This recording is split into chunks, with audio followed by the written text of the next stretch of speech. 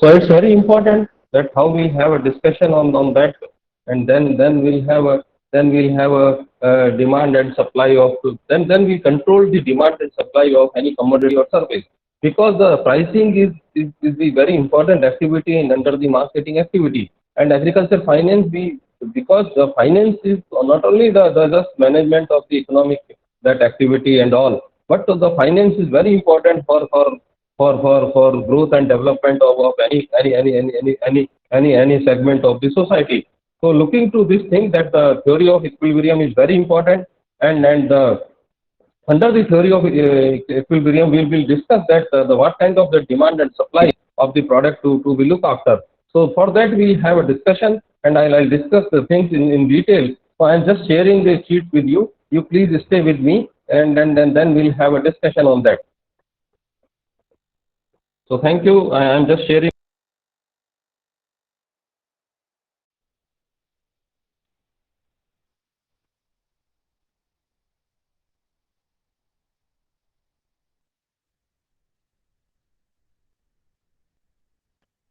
So, good evening, student. Today, I have decided to discuss regarding meaning, definition, and concept of equilibrium.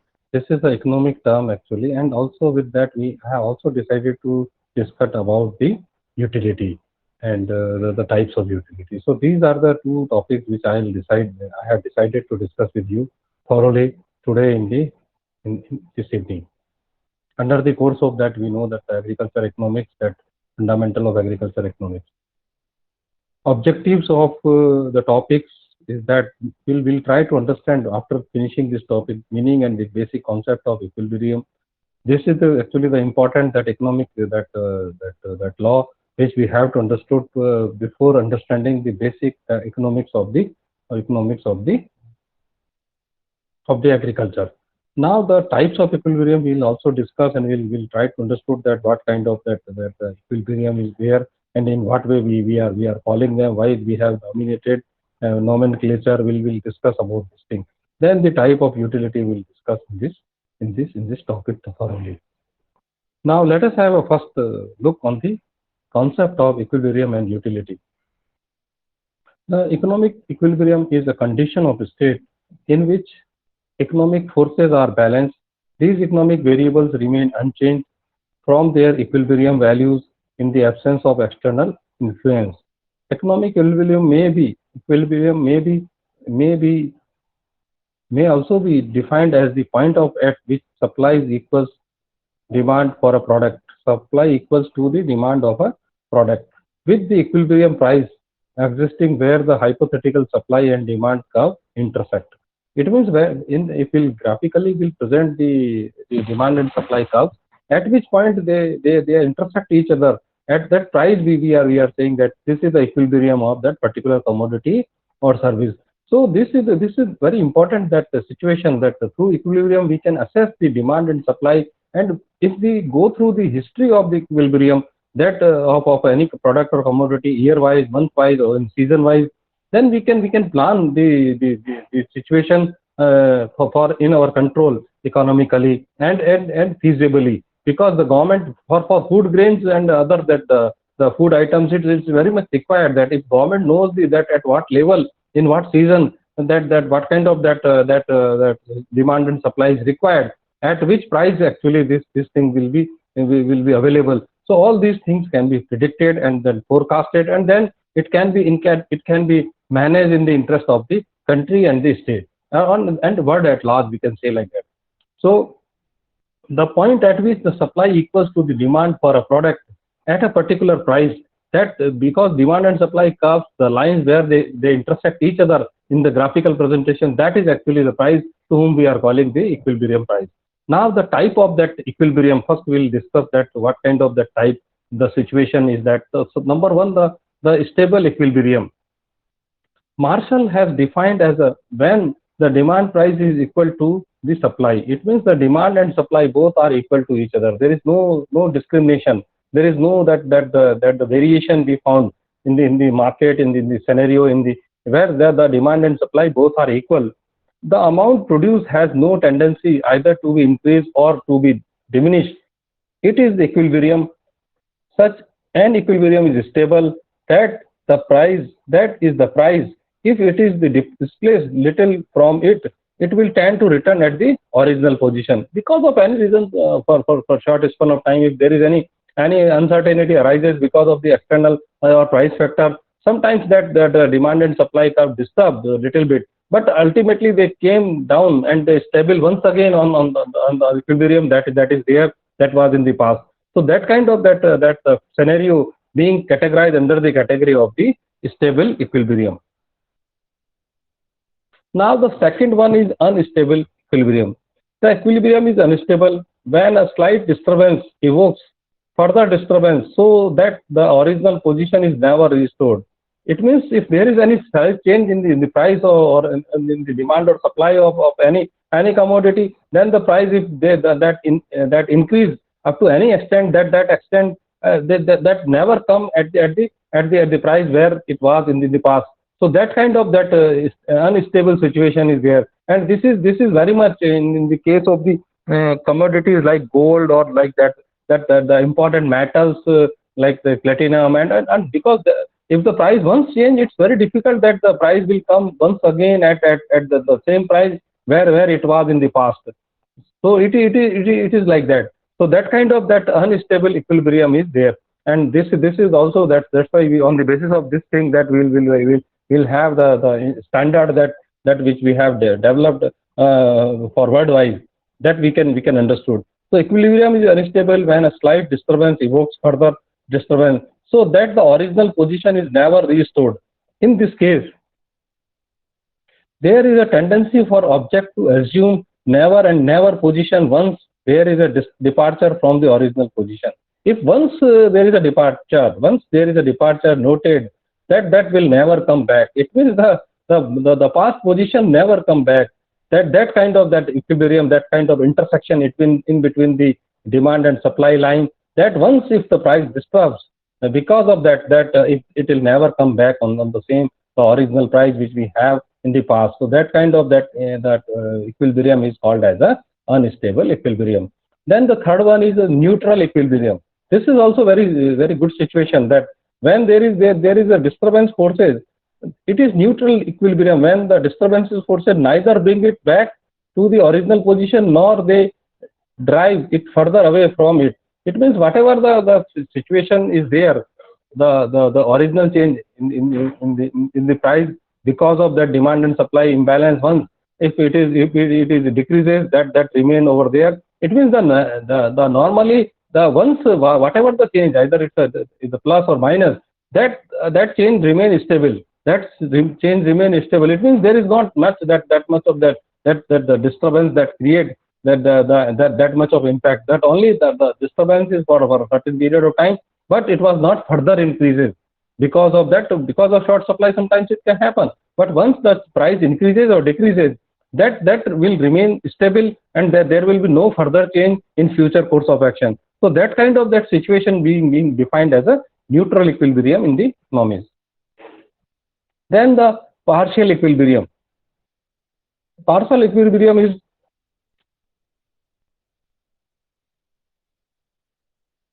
partial equilibrium is one which is based on only a restricted range of data. A standard example is price of a single product. The price of all products being held fixed during the analysis. It means it is based on the restricted range of data.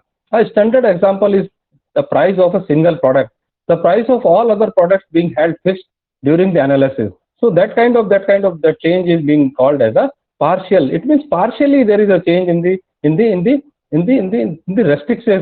restricted range of the commodity or the price of the commodity. So this is very interesting, that we'll once again we'll go through that. The partial equilibrium is one which is based on only a restricted range of data. A standard example is price of a single product. The prices of all other products being held fixed during the analysis. So this is quite interesting.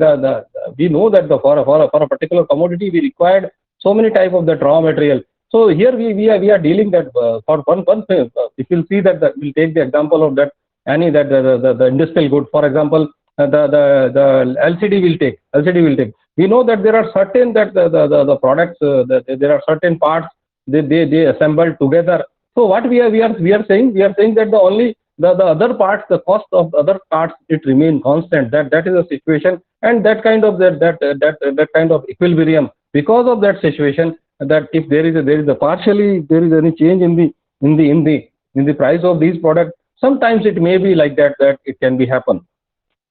Then the general equilibrium theory is what? That attempt to explain functioning of economic market as a whole.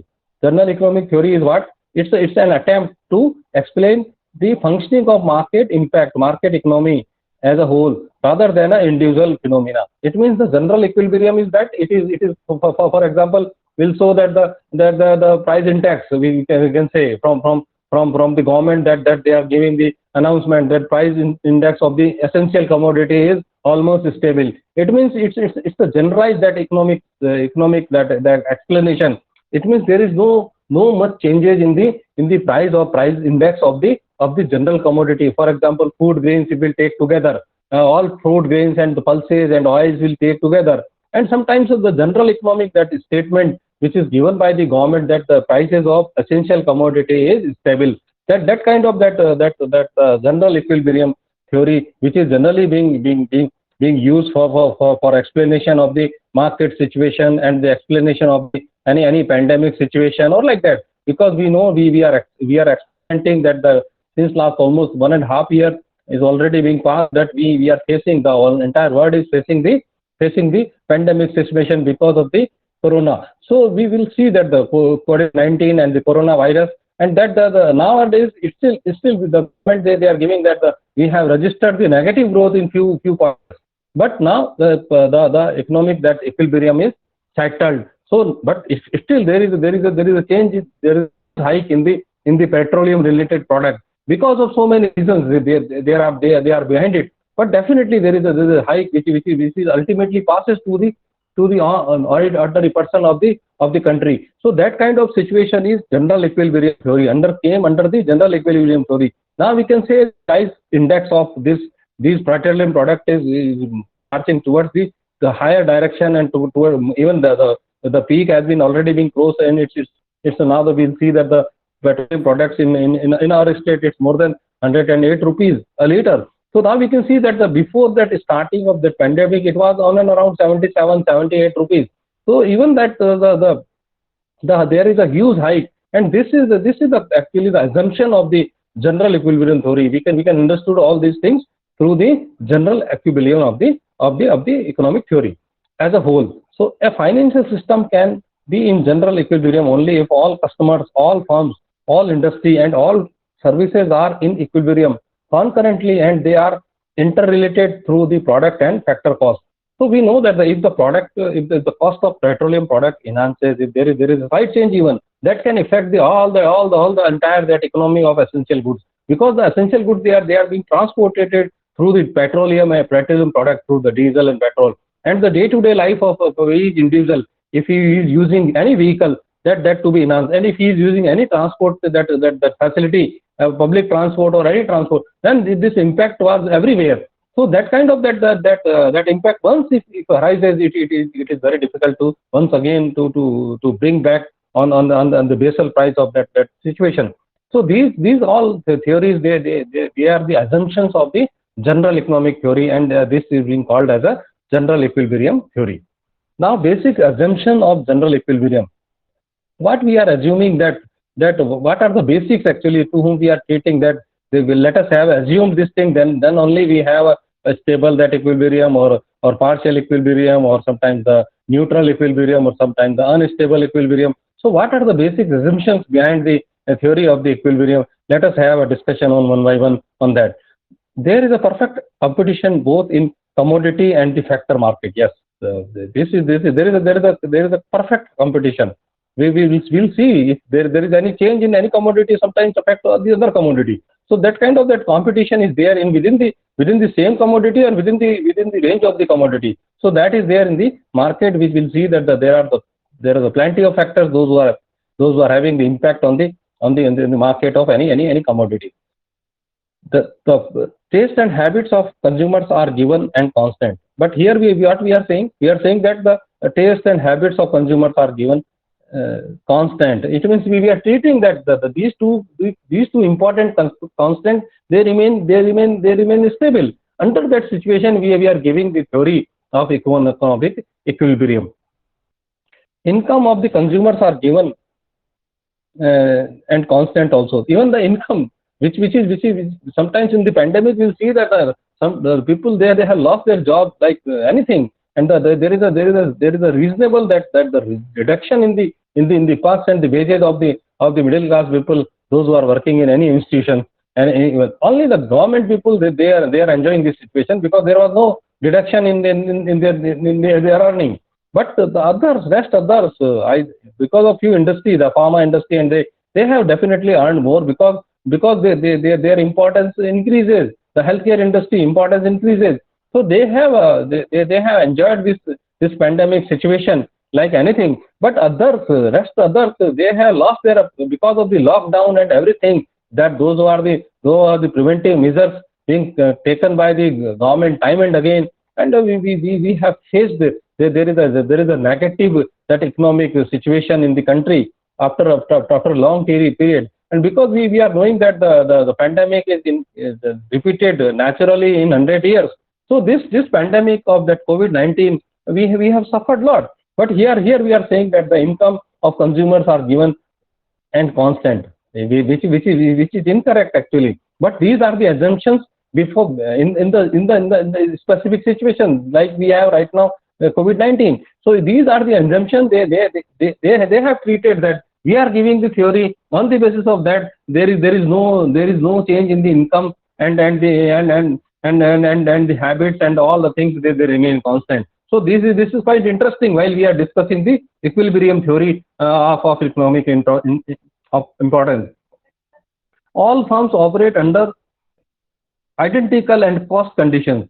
This is this happening because if there is no raw material available, then what the industry will do? Because of the lockdown, sometimes this happens. So their entire that structure been paralyzed, and we've been collapsed. Sometimes the industry, they have faced lot of problems, and because of that, because of the even the product, they are not going into the market, and even if the product is available, there is no customer because people, they are not having money in their pocket. So in that situation, that we know that the government, they have started direct benefit transfer to the rural and poor public of the country. But it is not sufficient because 500 rupees or 2000 rupees or 3000 rupees, if we have transferred, that is not enough to sustain to sustain and to retain the economic growth which we have just before the beginning of this pandemic COVID-19. So anyway, but the government, whatever the resources they are having, they are using, and they are focusing on those.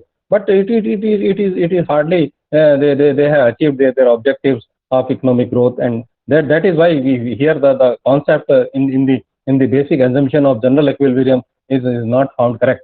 But the theory, it is based on these assumptions. Then all unit of a productive service are homogeneous, which will never find in any society. But here when they are giving the economic theory, they are treating that all unit of a productive service are homogeneous, which is not possible. You know that the companies, those who are producing mobile, we have the range of companies, and they have the different that price structure, everything, the manufacturing, the facility. They have the heterogeneity. Even in their marketing strategy, they have the heterogeneity everywhere. So the economic theory, but being as an economic theory, when they float the economic theory, they are treating that everything was homogeneous for a single product or commodity, which will see that there is no existence of this concept. But anyway, before let us have an understanding and clarity that how these are the people, those who are giving the economic theory, they are treating this thing as a assumption, as that everything is in a homogeneous manner, which is in truth, if in reality, it is incorrect.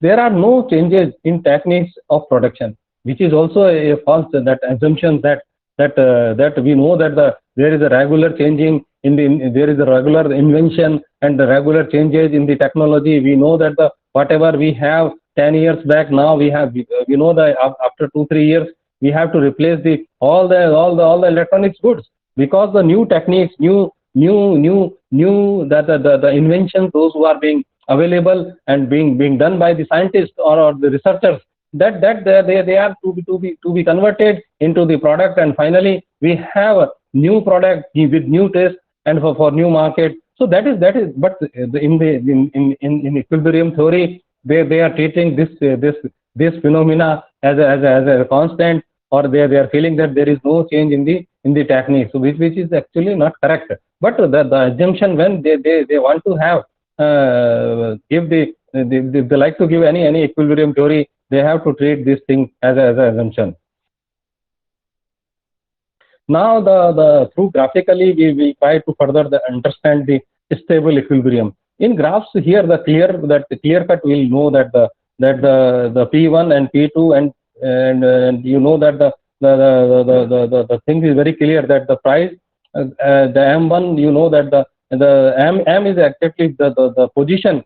There is a slight change either in the negative side or positive side, but ultimately it reaches once again to the M. So that kind of thing is stable equilibrium. When in equilibrium A at A P, so we are clearly that the producers and output OM and maximize his profit. In case of the producer increases his production, output M2, or decrease it M1. In both sides it may be. So what happens?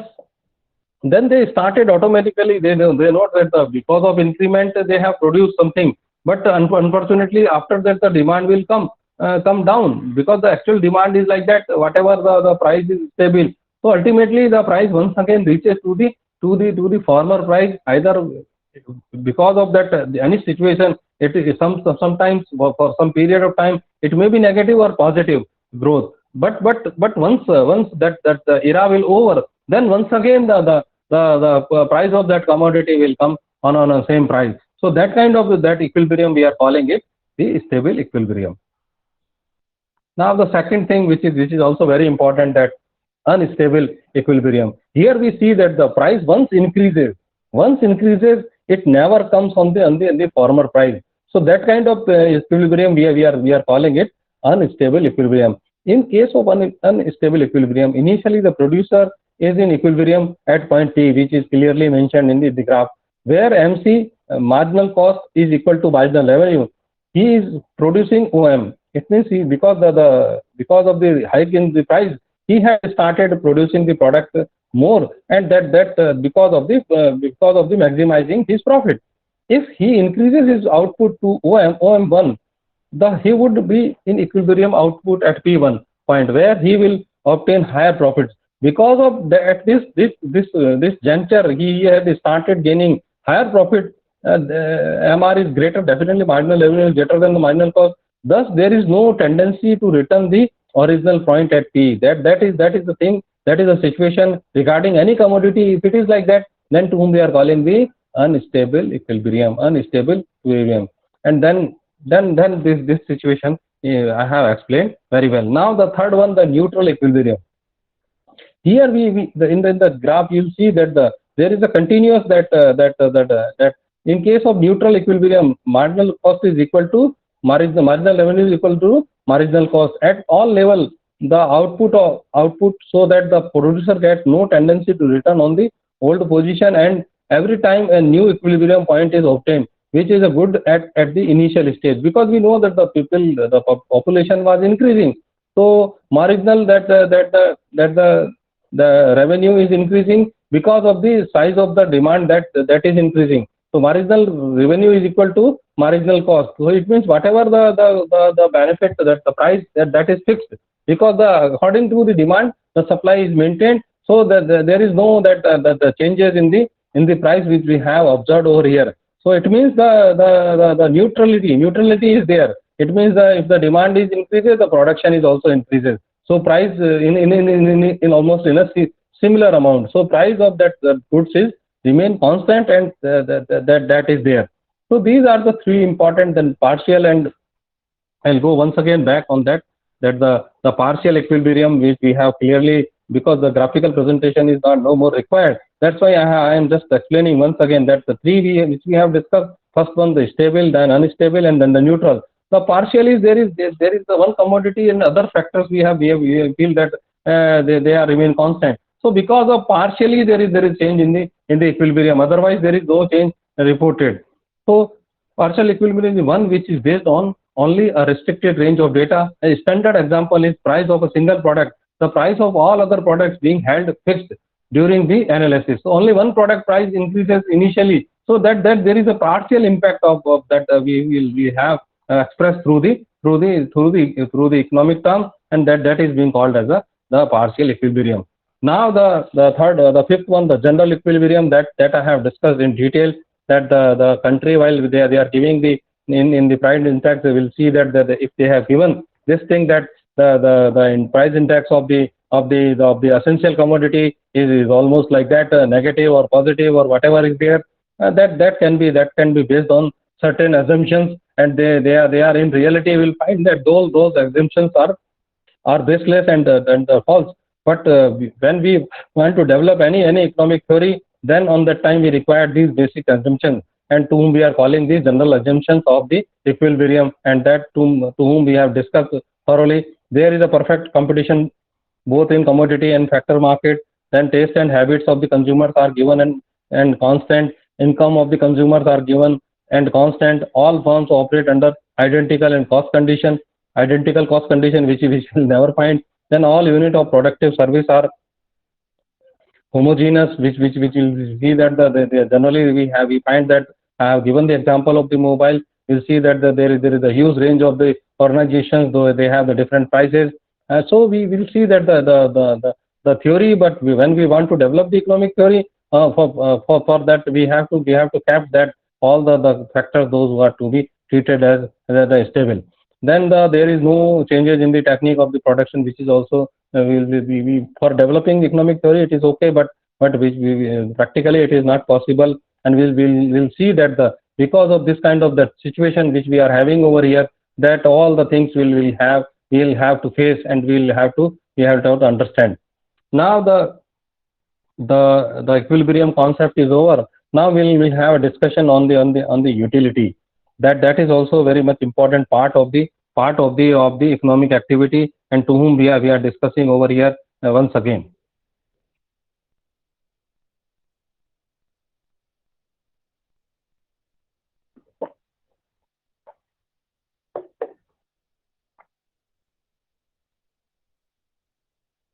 So meaning and definition of utility. Utility is an economic term introduced by Daniel Bernoulli, referring to the total satisfaction received from consuming a good or service.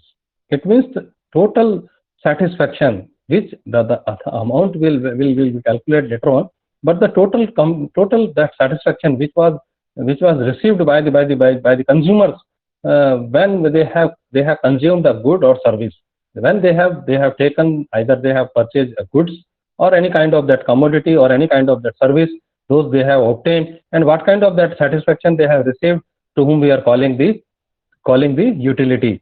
The economic utility of a good or service is important to understand, because it will directly influence the demand and therefore the price of that good or service. That because we know that the what kind of that satisfaction consumer is having, that is very important to assess on the scale, because that the degree of satisfaction help us to fulfill the demand and the supply, and also to when we are pricing the commodity or service, that is also very much required on the time. So study of utility is very important. That's why we are discussing over here in the fundamental of agriculture economics.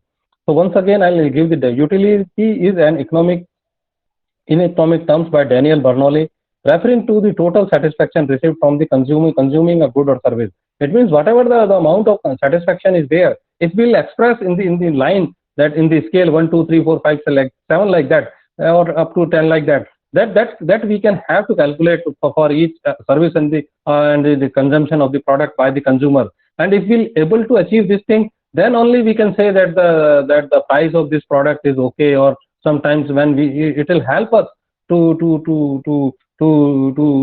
pricing the product or the service. So that's why the utility is very important in the economics. Now the economic utility of a good or service is important to understand because it will directly influence the demand and therefore price of the that goods or service, because that is also very important, that pricing solely based on the consumer satisfaction level. If consumer is not satisfied with the with the service or that the utility of the product, then ultimately we have to reduce the price to attract them, because ultimately it's a consumer satisfaction, and which is the price he paid, and what kind of the satisfaction he had with the service or the product. So that the both are we have for equilibrium, we want this thing, that we have to have that kind of that calculation, that kind of that information with us regarding the commodity or a product which we for which we are pricing, and we are analyzing the price structure of those commodities or the services. So now the further we'll see that the utility is further that divided into the total utility, marginal utility, and then we have the law of diminishing marginal utility. So these three things we'll discuss simultaneously one by one. So let us have first the total utility. Total utility is defined as the total amount of satisfaction that a person can receive from the consumption of all units of a specific product or service. Using the example, if a person can only consume three breads and the first bread yield 10 units, then the second bread yield 8 units, and the third bread yield 2 units. The total utility of bread is 20 units. TU can be infinite. Its upper boundary is set by the total number of goods or service available for the consumption by the consumer. So that is actually this is the example of the diminishing law of return, that whenever the satisfaction is reaches to its peak, then the utility decreases. So this is the example of that thing, that the first bread when he consume, he feel that because of the hunger he feel that it's a 10 marks, then the second one 8 marks, and the third one when his hunger is almost fulfilled, so it has the utility of 2 marks. So but the total utility is that 10 8 plus 2, it means it is of about 20 of that product. So while we are pricing the bread, we have to look after all these things, that the person how much satisfaction he is getting, and the total satisfaction we have to have the segmentation, that when immediately the new concept came into the market, people can give the higher price, but when they feel that the price is not up to the returns those they are having after when they consume and they utilize that product or that service, then they have, then the period of the time we have to consider as a total utility of that particular product, and then it will help us in fixing the price of that product or service in future course of action. So that kind of that is to be called as a total utility. Now, marginal utility is defined as the additional utility gained from the consumption of one additional unit of a goods or service. It means one additional unit. If we have suppose we have consumed 10 units, and after that if we have consume one more utility, one more product or additional unit of a good or service, that what kind of that additional utility is gained from the consumption of one or more that unit of the product or service, that is to whom we are calling the marginal utility. So it is also very much important in fixing the price and give economic theory of the equilibrium. That's why I have decided to discuss the utility concept in coordination with the economic equilibrium. Then the law of diminishing marginal utility is a law of economics stating that as a person increases consumption of a product while keeping consumption of other products constant, there is a decline in the marginal utility that the person derives from the consumption of each additional unit of that product. Marginal utility is derived as the change in the utility as an additional unit is consumed. So we'll see that from first example, that the total utility, we'll see that when the first unit of bread was taken, it was 10 marks was given by the consumer. After that 8, after that 2. So this difference between the first one and the second one, it means the first one is second one, the utility is declined like 2 points. Then it is declined 6 points. So that kind of the difference in between in between the two units of the of a particular commodity or product. That difference is being known as a we have to have calculation of that thing, to whom we are calling that kind of explanation is being came under the category of the law of the diminishing marginal utility. It means how much it was declined. That we have to. There is a definitely the satisfaction which we have. The first one is okay, then the second one, then the third one. This is the thing which we have discussed over here in the form of the utility. So law of diminishing return, law of that the equimarginal utility and the consumer product, that all are the things. For example, the consumer surplus is also very important when we are discussing the law of diminishing marginal utility. The consumer surplus is the part actually which the consumer was ready to pay, but because of the competition, the product was priced at a lower price. So it means if suppose 100 rupees he was ready to pay for a product or service, if it was because of the competition and because of not the exact pricing by the manufacturer, if it is available at 80 rupees, it means we know that the consumer has the amount, that surplus, because he was ready to pay 100 rupees for that particular commodity or service. But because of that competition, because of not exactly the pricing by the manufacturer, that product or service is available at 80 rupees. So there is a clear cut that the consumer surplus that is of 20 rupees. So that thing, so that we have to for identifying all these things, that utility level of the people, that is very important while we are pricing of a product. So that's why we have to understood that the law of diminishing marginal utility is very much important, because after each unit we have a different kind of satisfaction by the consumer. So that we have to calculate, and on the basis of that we have to, when we have an average that this kind of that pricing is the exact pricing, so we have to take that 20 rupees also, because consumer is okay to give the 100 rupees for that product or services, but because of not that exact calculation which we are not, we are failed to do so. That's why this is the situation that arises. And the total utility, as we have already discussed, that it's a sum of all the all the segment of the unit, those who are being consumed by the consumer. It means when the first unit consumed, it has a 10, then the second one it has a 8, and then the third one it has a 2. So all together we'll say that the utility of that product or service is 20. So that is the thing which we have tried to discuss over here. So now you will understood that utility is an economic term introduced by Daniel Bernoulli, referring to the total satisfaction received from the consumption of a goods or service. Now I think we have a clarity about all these things. So once again we will go to the theory of the equilibrium, to understanding the why this utility is very important. So first we'll have that we'll see that the price, why there is a disturbances in the equilibrium. So we'll see that the utility, when we see that the law of diminishing return and all, when we have calculated that to be expressed in the stable equilibrium, that the product or service is stable, there are certain that changes because of sometimes the less supply or sometimes the more supply, but ultimately once again the price of commodity will come on the original price that we have just before the starting of that era of either the negative growth or positive growth in the price. So we'll see that here the law of diminishing return, after understanding the importance of the utility, law of diminishing return, that equilibrium is being expressed by the economist. Now we'll see that the unstable equilibrium, why we have why we have, when we go through the utility of the product, sometimes the utility increases. That's why or because of that short supply, if the price once again increases, then the law of diminishing return is okay, and that the price was fixed on that particular, because of the margin, that the profitability of the producer increases. That's why these things are like that. So we have to understood all these things in a way like that.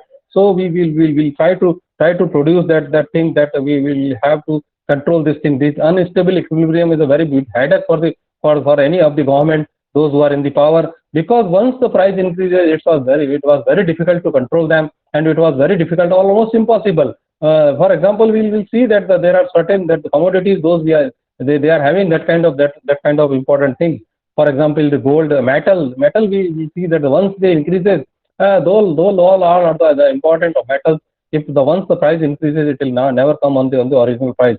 So that kind of that unstable equilibrium is there because the producer or manufacturer, they feel that they have tested once the profit that level which they are having, so they have started producing the product more, and they want that more profit. That's why the price once again increase, that will never come back. So that is kind of that situation to whom we are calling the unstable equilibrium. Now it's a natural, actually the neutral equilibrium. It means there is a price is stable and the demand is increasing, so production is increasing, but price remains stable. So that kind of the situation to whom we are calling the neutral, that kind of that equilibrium. And because of that neutral situation, the whatever the marginal revenue which the producer is obtaining, is it is equal to the marginal cost. That's why there is no change in the price. It means the raw material, whatever the raw material is there, that the prices of there is stable, so that there is no hike in the price of that commodity, to for which we are explaining the neutral equilibrium. So that kind of situation is but natural, but the demand is increases. That's why the supply is also pushed up by the manufacturer or producer, and that the price was stable. So it means the whatever the margin is there, that is there, and that it will constant for a longer period of time, which is generally not we will see in any kind of the market which we are having, which if we are having we are having for any product or commodity, because generally everywhere the growth is required, but here the growth is only in the demand, at the margin, profit margin, that is stable. So which it means there is no impact on the that's why we are saying that it's a neutral situation and neutral equilibrium, because price is stable. So the only the growth, because of the demand, the supply is increases, but there is no difference in the amount of that earning is increases, but the percentage will remain same. So in neutral equilibrium, we'll find always that there is a neutrality in the price, and that price is remain constant for longer period. That's why it is very much that important. And if this situation will continue, then the any government, they don't have any problem. But this is not actually the fact, because this is not happening for any product or commodity.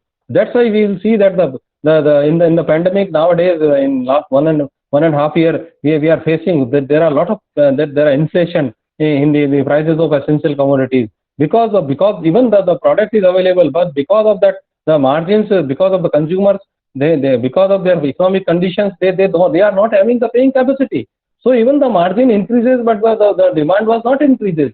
That's why the profitability is almost in a decline note, even the price was high. So that kind of that situation we have to we are facing when we have to face this kind of that pandemic situation. And then we'll once again we'll go to the partial equilibrium. Is one of the base that only the restricted range of data. A standard example is price of a single product, the prices of all other products being held fixed during the analysis, which is also partially, actually we are considering this equilibrium, because this is actually not happening in real term in the market, because the prices, you cannot control the prices of other products. So this is also a very unique that thing that is being declared by the economic, that the partial equilibrium theory. Now we have the fifth one, the general equilibrium theory, attempt to explain the functioning of economic market as a whole. So we know that when the government gives the explanation that the price index of essential commodity, sometimes the luxury commodity, or sometimes that explanation about the range of the commodities. That means in essential commodity, we know that all the food and food items, they came under this category, or sometimes in the essential commodity also the petroleum product, they are also the part of that essential commodity, because nowadays even the electric consumption is also an essential commodity. Water consumption, drinking water, and the irrigation water is also essential commodity for the farmers. So these all together, if the government is giving the explanation about these things, that we can see that is based on the certain assumption, and they are also, it means the whatever the government is saying, it's saying on the basis of the assumption. It means the utility here once again being applied, that the assumptions they are correlated with the importance of the utility. So the government is taking all the things constant. For example, they are saying that the habits of the consumers, remain constant, which is generally not happen. Up to certain extent, the food habits they remain constant. But there is a change in the habits sometimes because of the new things which came into the market. We'll see that people those who have an interest of tasting new products, they are going towards that direction.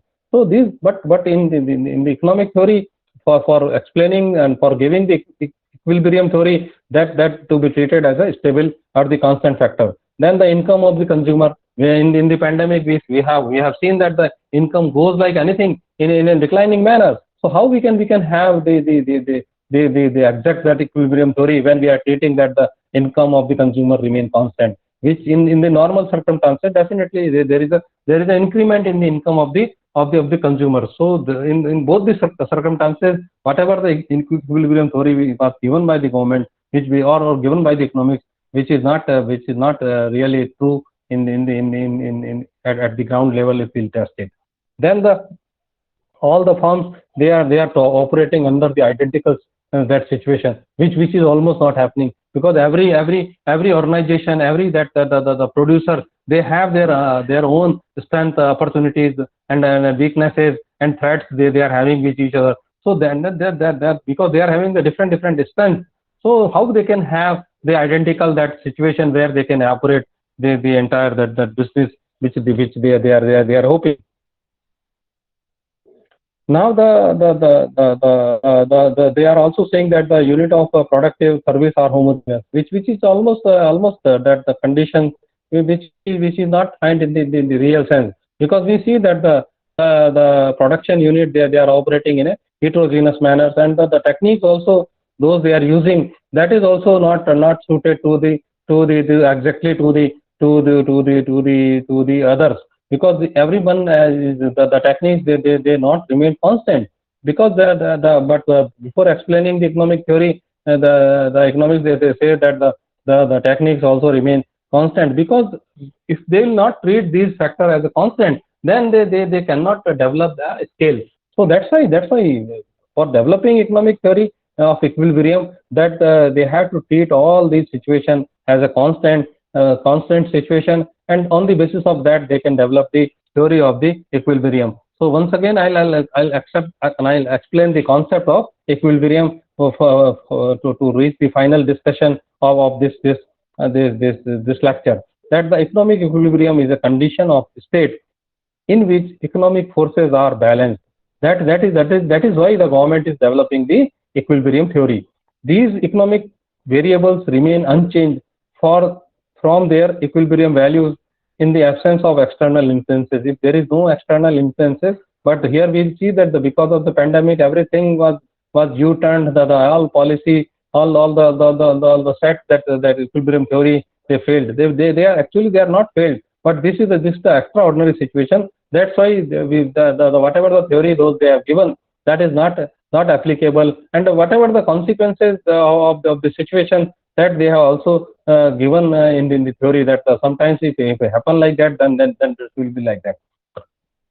So the economic equilibrium may also be defined as the point at which the supply equals demand for a product. It means supply equals to the demand of a product, with the equilibrium price existing, where the hypothetical supplies and demands curves intersect. This is the interesting thing, that where the curves, I'll explain that thing, that for our understanding here, we see that the price and the demand and supply both are intersect at the P.